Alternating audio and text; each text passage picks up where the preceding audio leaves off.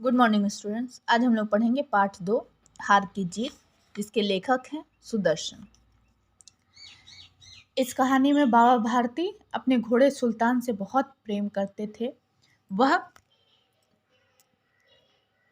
उस घोड़े की सुंदरता और गठीले बदन की चर्चा को सुनकर डाकू खड़क सिंह का मन उस घोड़े पर आ गया। खड़क सिंह ने अपाहिज भिखारी का वेश बनाकर छल से वह घोड़ा बाबा भारती से ले लिया। बाबा भारती ने उसे कहा कि खड़क सिंह, जिस प्रकार छल करके तुमने यह घोड़ा मुझसे छीना है, उसका वृत्तांत किसी को मत सुनाना, नहीं तो दुनिया असहाय लोगों पर विश्वास करना बंद कर देगी। बाबा भारती के ये वचन खड़क सिंह के कानों में गूंजते रहे और अंत में एक दिन वह स्वयं घोड़ा को लौटा गया। खड़क सिंह जैसे भयंकर डाकू के हृदय परिवर्तन की यह कहानी मानवीय भावनाओं की विजय की कहानी है। तो आइए हम लोग कहानी की शुरुआत करते हैं। माँ को अपने बेटे और किसान को अपने लहलहाते खेत देखकर जो आनंद आता है, वही आनंद बाबा भारती को अपना घोड़ा देखकर आता था। उतनी ही खुशी बाबा भारती को मिलती थी अपने घोड़े को देखकर, जितनी खुशी एक माँ को अपने बेटे को देखकर और एक किसान को अपने खेतों को, लहलहाते खेतों को देखकर आती है, उतनी ही खुशी बाबा भारती को भी होती थी। किसे देखकर? सुल्तान को देखकर। भगवत भजन से जो समय बचता था, वह घोड़े की भेंट को जाता था। उस भगवत भजन करते थे और उसके बाद जो भी समय होता था, वो पूरा समय अपने घोड़े को देते थे। वह घोड़ा बड़ा सुंदर और बलवान था। उसके जैसे घोड़ा सारे इलाके में न था। बाबा भारती ने उसे सुल्तान कहकर पुकारते। बाबा भारती उसका नाम रखे थे सुल्तान। अपने हाथ से उसे साफ करते, खुद दाना खिलाते और उसे देख देख कर प्रसन्न होते थे। उन्होंने रुपया, माल सामान, जमीन आदि सब, अपना सब कुछ छोड़ दिया था। यहाँ तक कि उन्हें नगर के जीवन से भी घृणा थी। अब वे गांव के बाहर एक छोटे से मंदिर में रहते थे और भगवान का भजन करते थे। मैं सुल्तान के बिना नहीं रह सकूंगा, उन्हें ऐसा लगने लगा था। वे उसकी चाल पर लट्टू थे। कहते थे कि ऐसे चलता है जैसे मोर घटा को देखकर नाच रहा हो। जब तक संध्या के समय सुल्तान पर चढ़कर 8-10 मील का चक्कर न लगा लेते थे, उन्हें चैन न आता था। खड़क सिंह इस इलाके का कुख्यात डाकू था। लोग उसका नाम सुनकर कांपते थे। होते होते सुल्तान की कीर्ति उसके कानों तक भी पहुंची। उसका हृदय उसे देखने के लिए अधीर हो उठा। एक दिन दोपहर के समय बाबा भारती के पास पहुंचा और नमस्कार करके बैठ गया। बाबा भारती ने पूछा, खड़क सिंह, क्या हाल है? खड़क सिंह ने सिर झुकाकर उत्तर दिया, आपकी दया है। कहो, इधर कैसे आए? सुल्तान की चाह खींच लाई। विचित्र जानवर है, देखोगे तो प्रसन्न हो जाओगे। मैंने भी बड़ी प्रशंसा सुनी है। उसका चाल तुम्हारा मन मोह लेगा। कहते हैं देखने में बड़ा सुंदर है। क्या कहना, जो उसे एक बार देख लेता है कभी नहीं भूल पाता। बहुत दिनों से इच्छा थी, आज आया हूँ। यह खड़क सिंह और बाबा भारती के बीच बातचीत हो रही है। किसके विषय में? सुल्तान के विषय में। बाबा भारती और खड़क सिंह अस्तबल में पहुंचे। बाबा ने घोड़ा दिखाया घमंड से। खड़क सिंह ने घोड़ा देखा आश्चर्य से। बाबा भारती ने अपने घोड़े को खड़क सिंह को दिखाया घमंड के साथ कि ये देखो, ये है सुल्तान। और खड़क सिंह ने उसे बहुत ही आश्चर्य से देखा कि अरे वाह, घोड़ा ऐसा भी हो सकता है।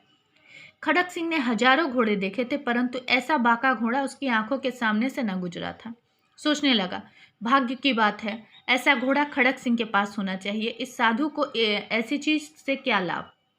कुछ देर तक आश्चर्य से चुपचाप खड़ा देखता रहा। इसके पश्चात उसके हृदय में हलचल होने लगी।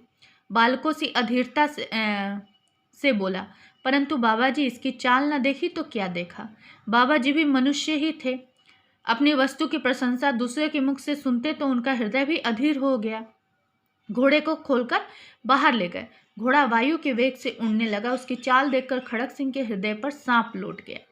वह डाकू था और जो वस्तु उसे पसंद आ जाए उस पर वह अपना अधिकार समझता था। उसके पास ताकत थी और आदमी थे। जाते जाते उसने कहा, बाबा जी, मैं यह घोड़ा आपके पास न रहने दूंगा। बाबा भारती डर गए। उन्हें रात को नींद न आती कि खड़क सिंह कहीं आ जाए, घोड़ा लेके चला जाए। सारी रात अस्तबल की रखवाली में काटने लगे। हर समय खड़क सिंह का भय लगा रहता था। कई मास बीत गए, बहुत महीने बीत गए, वह न आया। धीरे धीरे बाबा भारती असावधान हो गए। इस भय को स्वप्न के भय की तरह समझने लगे। उन्हें लगा कि छोड़ो, वो मुझे डराने के लिए ही बोल रहा होगा।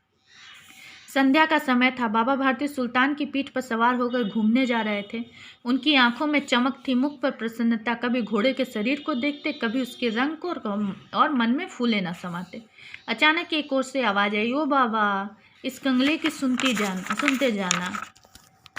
आवाज में करुणा थी। बाबा ने घोड़े को रोक लिया।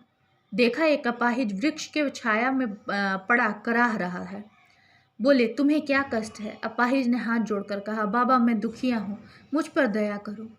रामवाला यहाँ से 3 मील है, मुझे वहाँ जाना है। घोड़े पर चढ़ा लो, परमात्मा तुम्हारा भला करेगा। वहाँ तुम्हारा कौन है? दुर्गादत्त वैद्य का नाम सुना होगा, मैं उनका सौतेला भाई हूँ। बाबा भारती ने घोड़े से उतरकर अपाहिज को घोड़े पर सवार किया और स्वयं उसकी लगाम पकड़कर धीरे धीरे चलने लगे। सहसा उन्हें झटका सा लगा। सहसा यानी अचानक। उन्हें लगा मुझे किसी ने धक्का दे दिया और लगाम हाथ से छूट गई। उनके आश्चर्य का ठिकाना न था। वह जब उन्होंने देखा कि अपाहिज घोड़े की पीठ पर तनकर बैठ गया और घोड़े को दौड़ाए लिए जा रहा है, उनके मुख से चीख निकल गई। वह अपाहिज डाकू खड़क सिंह था। बाबा भारती कुछ देर चुप रहे, फिर जोर से चिल्लाकर बोले, जरा ठहर जाओ। खड़क सिंह ने यह आवाज़ सुनकर घोड़ा रोक दिया और उसकी गर्दन पर प्यार से हाथ फेरते हुए कहा, बाबा जी, यह घोड़ा अब न दूंगा, परंतु एक बात सुनते जाओ, बाबा भारती ने कहा। खड़क सिंह ठहर गया। बाबा भारती ने निकट आकर उसकी और ऐसे देखा जैसे बकरा कसाई की ओर देखता है और कहा, यह घोड़ा तुम्हारा हो चुका है। मैं तुमसे इसे वापस करने के लिए न कहूँगा, परंतु खड़क सिंह, केवल एक प्रार्थना करता हूँ, इसे अस्वीकार न करना, नहीं तो मेरा दिल टूट जाएगा। बाबा जी आज्ञा कीजिए, मैं आपका दास हूँ, केवल यह घोड़ा न दूंगा। अब घोड़े का नाम न लो। मेरी प्रार्थना केवल यह है कि इस घटना को किसी के सामने प्रकट न करना। खड़क सिंह का मुंह आश्चर्य से खुल गया। उनका विचार था कि उसे घोड़े को लेकर यहाँ से भागना पड़ेगा, परंतु बाबा भारती ने स्वयं उससे कहा कि इस घटना को किसी के सामने प्रकट न करना। इसका क्या उद्देश्य हो सकता है? खड़क सिंह ने बहुत सोचा, बहुत सिर मारा, परंतु कुछ समझ न आया। उसने हार कर अपने आंखें बाबा भारती के मुख पर गड़ा दी और पूछा, बाबा जी ऐसा क्यों? सुनकर बाबा भारती ने उत्तर दिया, यदि लोगों को इस घटना का पता लग गया तो वह किसी गरीब पर विश्वास न करेंगे। कहते कहते उन्होंने सुल्तान की ओर से इस तरह मुंह मोड़ लिया जैसे उनका उससे कभी कोई संबंध ही ना हो। बाबा भारती चले गए, परंतु उनके शब्द खड़क सिंह के कानों में उसी प्रकार गूंज रहे थे। सोचता था, कैसे ऊंचे विचार है, कैसा पवित्र भाव है। उन्हें इस घोड़े से प्रेम था। इसे देखकर उनका मुख फूल की तरह खिल जाता था। कहते थे कि इसके बिना मैं न रह सकूंगा। इसकी रखवाली में वह कई रात सोए नहीं, भजन भक्ति न करे, रखवाली करते रहे, परंतु आज उनके मुख पर दुख की रेखा तक नहीं दिखाई पड़ी थी। उन्हें केवल यह ख्याल था कि कहीं लोग गरीबों पर विश्वास करना न छोड़ दे। ऐसा मनुष्य नहीं, देवता है। रात्रि के अंधकार में खड़क सिंह बाबा भारती के मंदिर में पहुंचा। चारों ओर सन्नाटा था। आकाश में तारे टिमटिमा रहे थे। थोड़ी दूर पर गांव के कुत्ते भौंक रहे थे।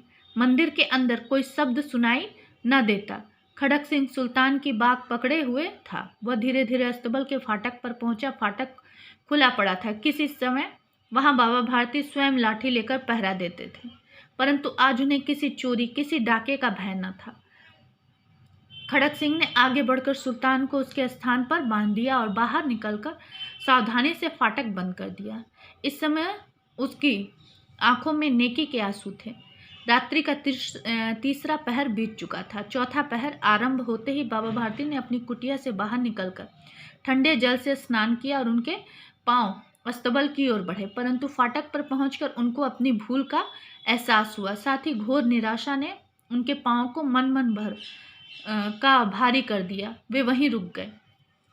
घोड़े ने अपने स्वामी के पांव की चाप सुन ली, चाप को पहचान लिया और जोर से हिनहिनाया। अब बाबा भारती को आश्चर्य और प्रसन्नता से दौड़ते हुए अंदर घुसे और अपने प्यारे घोड़े को गले से लिपटाकर इस प्रकार रोने लगे मानो कोई पिता बहुत दिनों से बिछड़े हुए पुत्र से मिल रहा हो। बार बार उसकी पीठ पर हाथ फेरते, बार बार उसके मुंह पर थपकियां देते, फिर असंतोष से बोले, अब कोई दीन दुखियों की सहायता से मुंह न मोड़ेगा।